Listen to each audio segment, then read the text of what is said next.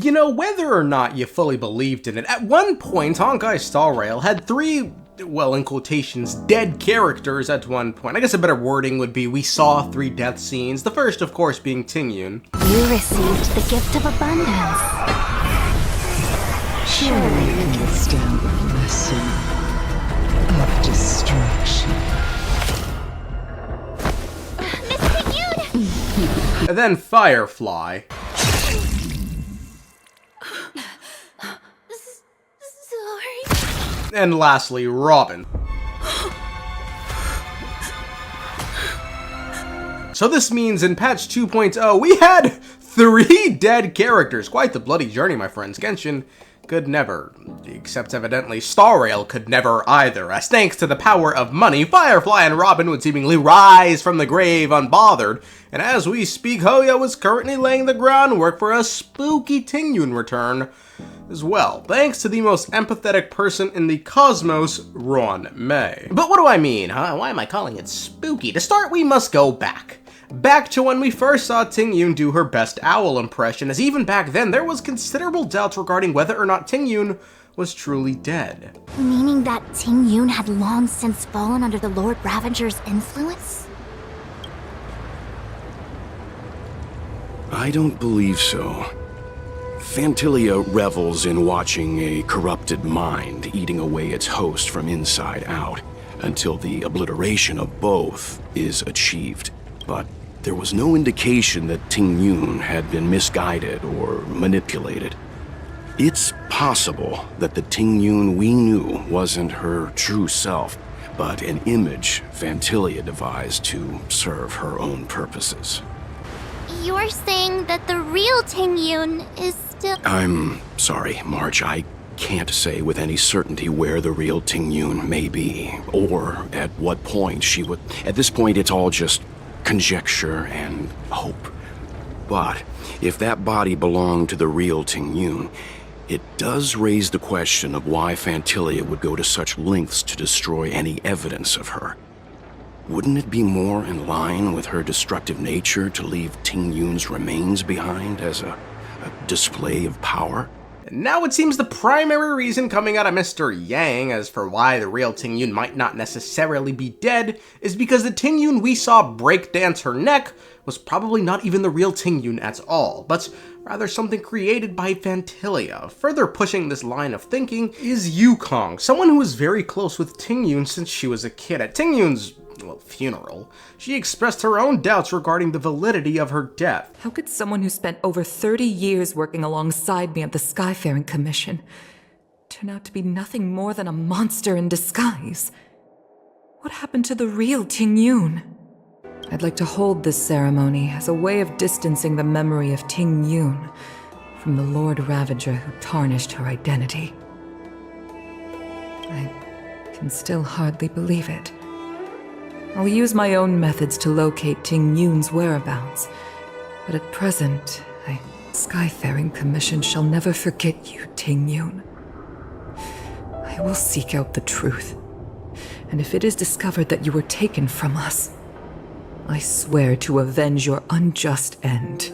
Now, the biggest piece of evidence in support of the theory that Tingyun was simply captured or somewhere is that her body was never recovered. The one crafted by Phantilia simply disintegrated after the Heliobi abandoned it, which begs the question, where is Tingyun's real body? And if her real body is off somewhere, then is there a chance it's still kicking? Well, going off Yukong's words, this is what she intends to find out. As the one closest to Tingyun, I mean, hell, she was gonna make Tingyun the next Helmmaster after her. It makes sense she took it upon herself to seek the truth regarding what really happened to Tingyun. It would appear in her quest to find the truth, she sought help of the Arbiter General and old friend Feixiao, who provided this update to her. Well, not everything. There might be a silver lining. Oh, by the way, I found some clues about the thing you asked for. Tell me more. The Verdant Knights followed the route you mentioned and discovered the wreckage of the Whistling Flame ship. Unfortunately, there were no survivors and no cargo.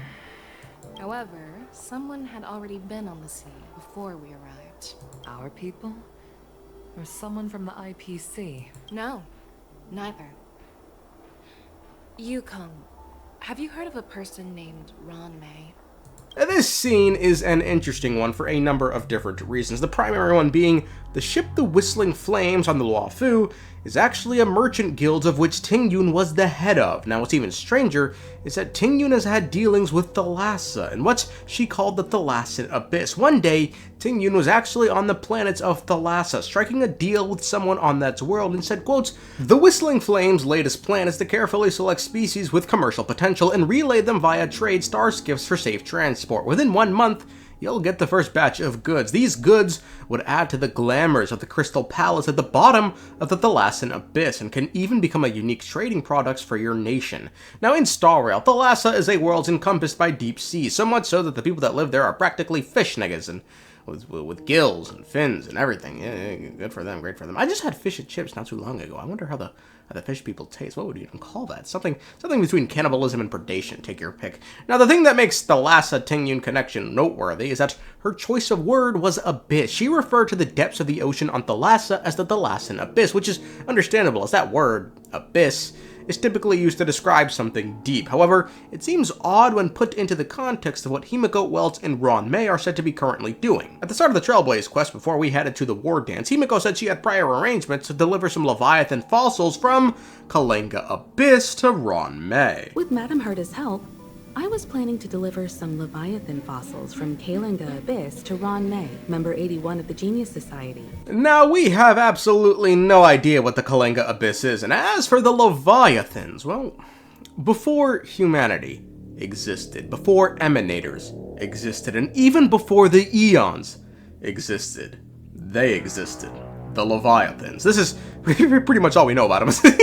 Because they actually got enigmated. Hey, they got enigmated. This is what it is, dog. Information regarding the Leviathans is not to be trusted, given it's been fucked with too many times by the Eon mythists themselves, and even the IPC. Welt tells us, quotes, "There are many gaps in the history of the galaxy, which extend far beyond the limits of human cognition. Moreover, the Eon Enigmata is going around destroying precious historical records everywhere. It is said that there was a huge gap in the records between the birth of the universe and when eons appeared. During that time, strange existences known as Leviathans roamed. However, Leviathans disappeared when the eons were born. Legend has it that Ouroboros, the Veracity, was the last remaining Leviathan, but no one knows if that's true." Okay, so I mean, Mythos and Enigmata, they're just going around fucking with the history because, that's just what they do. As for why the IPC are going around scrubbing the Leviathans' names from the history books, it's quite simple. Because their existence comes into conflict with the idea that Qlipoth is the greatest freaking everyone! Quotes, "Many archaeological discoveries prove that Leviathans were still active in the early days after the Preservation ascended, which goes against the IPC's official line that the Dusk Wars ended with the birth of the Amber Lore. There is even a hypothesis that other eons already existed before Qlipoth did. I can tell that the IPC won't fund research from a mile off." Using threats to withdraw funding, the IPC coerced the Astral Ecology School to give up on these archaeological projects, and that's why I'm no longer interested in Qlipoth. The IPC is just too annoying. It really is. They don't, bro, Qlipoth don't even know they fucking exist, and they're just, every little fucking cucks. Okay, let me clarify. It's not that, Qlipoth doesn't know they don't exist. The IPC has emanators of preservation, but let's be honest here, folks. Does Qlipoth care about them? Currently, the only known Leviathan who's still around is Ouroboros of Veracity, a Leviathan who ascended to become an Eon, and if they are anything to go by, Leviathans are just fat fucks who love to eat. They just chomp and devour and swallow. So much so, the reason Qlipoth is building the wall they're building all these pronouns, man. The reason they're building the wall that they're building is to protect the universe from these Leviathans. Now, it's thought the Dusk Wars is what killed most of the Leviathans off, but thanks to Mythos, maybe we'll never know. It's most likely, however, Ouroboros really is the last living Leviathan, given the Shattered Starbait description writes, quote, "Before the Dusk Wars, the exploded fragments born out of the expansion of discovered nebulas could be used as lures, and their unique aroma of cosmic dust could attract Leviathans to feed on them. However, the Shattered Starbait seems to have lost its original effectiveness after that catastrophic disaster. No matter how much scholars researched and modified the lure, no one was ever able to glimpse the form of the Leviathans again. So it's due to the nigh extinction level event they faced during the Dusk Wars, Leviathans are no more, so fossils of them being delivered to Ruan Mei is interesting, and given they come from a place known as Kalinga Abyss, it makes you wonder if there's any connection to the aforementioned Thalassian Abyss, and if there is, what does that mean for Tingyun? First off, it makes sense for Ruan Mei to be the one dealing with all this, given she's a genius who's focused on life sciences. She's created many living beings and even managed to Frankenstein the clone of an emanator of Taziziranth. She said it herself, emanators fascinate her like none else. I thought of one life form that would truly lie beyond my reach. And that is an emanator. I cannot comprehend what an emanator is. Scholars view them as the executors of the Eon's power. So, when did it begin? And at what point did they become closer to the Eons than any other life form? So could it be then that because of Tingyun's connection to Phantilia, an emanator of destruction, Ruan Mei has taken special interest with her?